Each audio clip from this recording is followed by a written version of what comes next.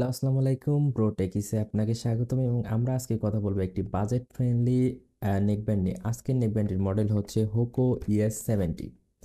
এখানে আপনারা Hoco ES70 box দেখতে পাচ্ছেন এবং এটা হোকোর আইকনিক কালার গ্রিন কালারের একটি বক্স। এবং আপনারা যদি হোকো এর অফিসিয়াল প্রোডাক্ট কিনতে চান তাহলে অবশ্যই হোকোর যে অথেন্টিকেশন কিউআর কোডটা আছে এটা দেখে কিনবেন।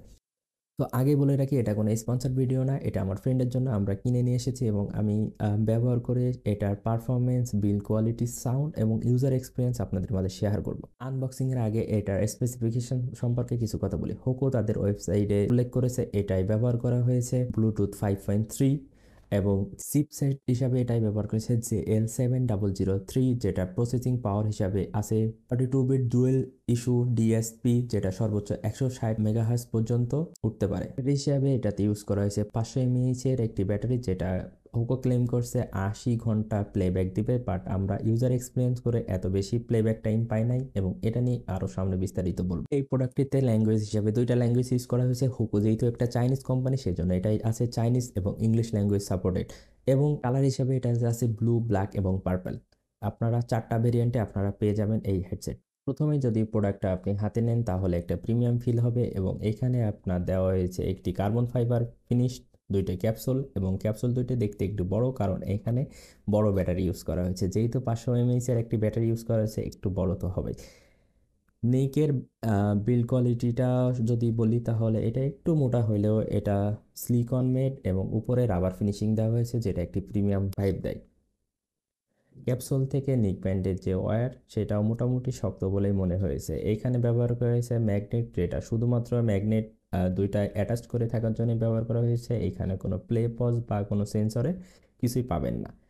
ক্যাপসুলটিতে রয়েছে 3টা বাটন, একটা ভলিউম আপ এবং একটা ডাউন এবং একটা পাওয়ার বাটন। তার নিচেই আপনি পেয়ে যাবেন টাইপ সি চার্জিংয়ের জন্য এবং টাইপ সির উপরে আছে একটি রাবারের ফ্লাপি, যেটা আপনার মোটামুটি ওয়াটার রেজিস্ট্যান্ট করে রাখবে যখন আপনি ঘামবেন বা ছিটাফোটা পানির জন্য। বাট এইটাই কোনো আইপি রেটিং নাই, সেহেতু আপনি এটা ভিজাইতে পারবেন না বা পানিতে গেলে এটা নষ্ট হয়ে যাওয়ার সম্ভাবনা আছে।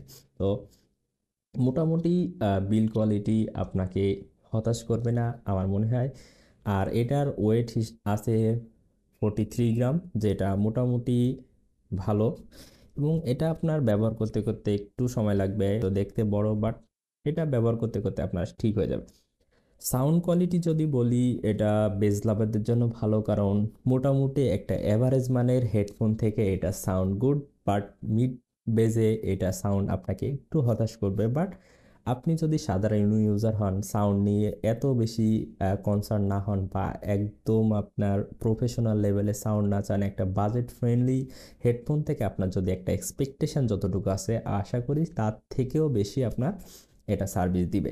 কারণ এটা আপনাকে একদম চিপ ফিল দিবে না, বা নর্মাল যে হেডফোনগুলো ইউজ করে থাকি আমরা 1000 টাকার নিচে, তার থেকে মোটামুটি এটা ভালোই। তো এটার প্রাইসটা আমি এটা বাই করেছি 750 টাকা দিয়ে। আপনারা এটা 750 থেকে 790 টাকা বা 800 টাকার মধ্যে পেয়ে যাবেন। আমি আগে বলেছি এটা কোনো স্পন্সার্ড ভিডিও না, সেহেতু আমি এটা কোথা থেকে কিনেছি সেটা লিঙ্কও দিতে পারতেছি না। বাট আপনারা যে কোনো টেক শপ বা আপনারা যে কোনো অনলাইন শপ থেকেই চেষ্টা করলে এটা পেয়ে যাবেন, যেহেতু এটা খুবই ফেমাস একটি প্রোডাক্ট, মোটামুটি সবখানে অ্যাভেলেবেল থাকার কথা।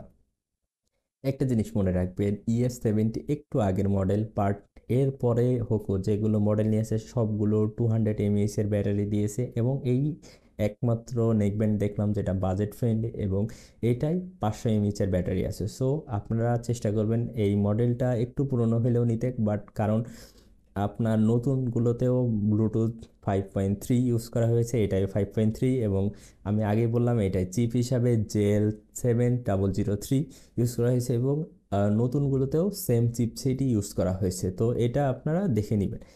আরেকটা জিনিস আপনারা মনে রাখবেন, যেহেতু এটা একটু ওল্ড মডেল, নেওয়ার আগে অবশ্যই আপনারা যেই টেক শপ থেকে নেবেন আপনারা এটার ম্যানুফ্যাকচারিং ডেটটা যদি দেখতে পারেন সেটা দেখবেন, বা তাদের প্রোডাক্টটা কবে আসে সেটা দেখে নেবেন। কারণ এখানে আপনার যে ডেটটা যদি পুরনো হয় বা অনেক আগের প্রোডাক্ট হয় তাহলে সমস্যা হবে যে আপনার ব্যাটারি লাইফটা কমে যাবে।